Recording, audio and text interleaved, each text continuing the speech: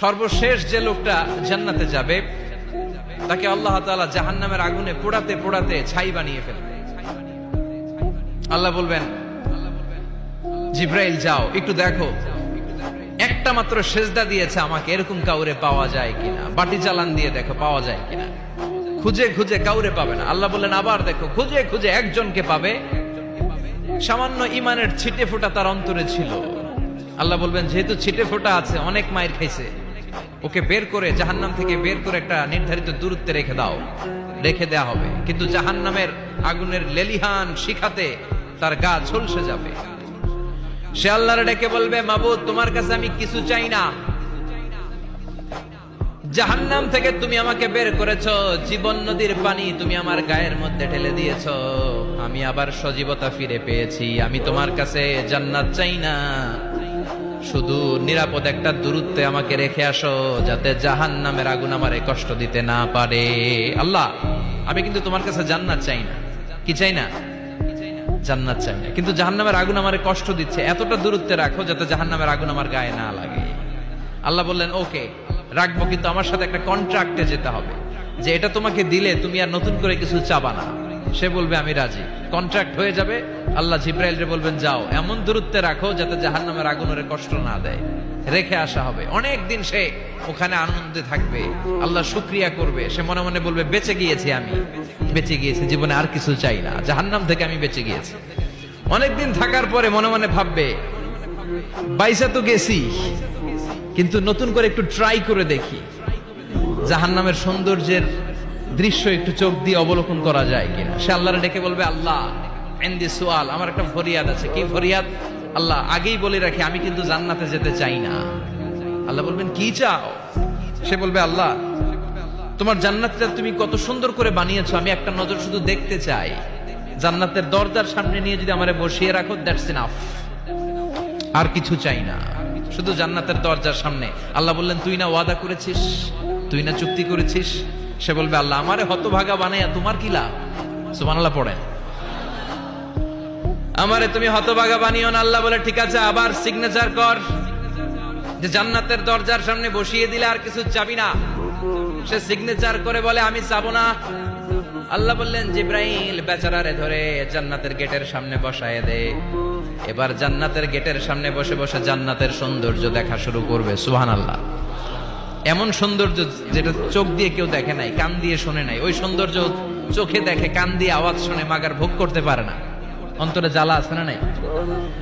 Air কন্ডিশনের রুমে ঢুকতে না পারলেও, এয়ার কন্ডিশনের রুমের দরজার বাইরে দাঁড়ালো, এয়ার কন্ডিশনের রুমের একটা ঠান্ডা বাতাস গায়ে লাগে না? কথা বলেন তো। ও যখন জান্নাতের দরজার সামনে দাঁড়াবে, ওর গায়েও এরকম জান্নাতের ঠান্ডা বাতাসের হিমেল ছোঁয়া গাটাকে শীতল করে দিবে।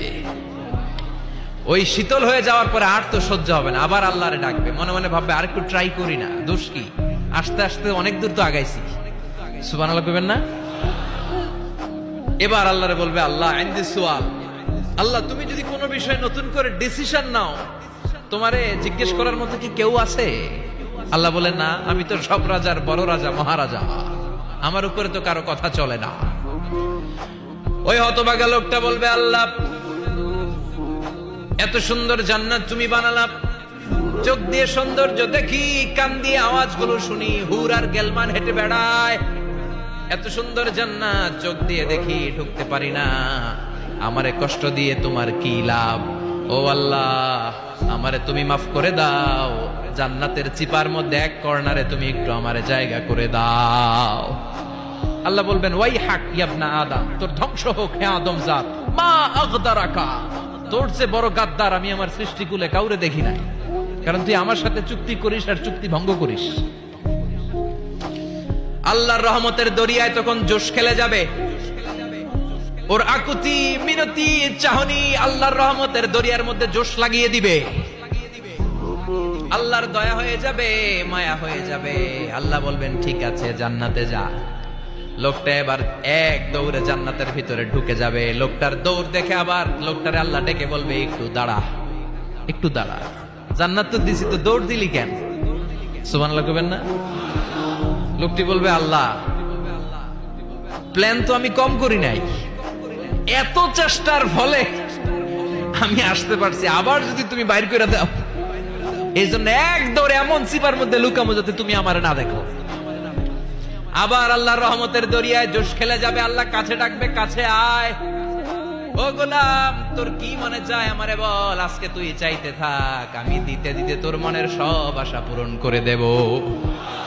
লোকটা খুশি হয়ে বলবে, আল্লাহ আমারে এটা দাও, বাড়ি দাও, গাড়ি দাও, নারী দাও, এটা দাও, ওটা দাও, একের পর এক চাইতে থাকবে, আল্লাহ সব তারে দিতে থাকবে। চাইতে চাইতে লোকটার সব চাওয়া যখন শেষ, সে বলবে আল্লাহ আর আমার চাওয়ার কিছু নাই। আল্লাহ বলেন নো, এত তাড়াতাড়ি যে তুমি খেলা শেষ করতে পারবা না মনু, আমার সাথে তোমার এই খেলা আরো লম্বা সময় চলতে হবে, তোমার অনেক কিছু চাইতে হবে। তুই আজকে চাইতে চাইতে তোর সব চাও আমার কাছে বলবি, আর আমি দিতে দিতে তোর জীবন ধন্য করে দেব।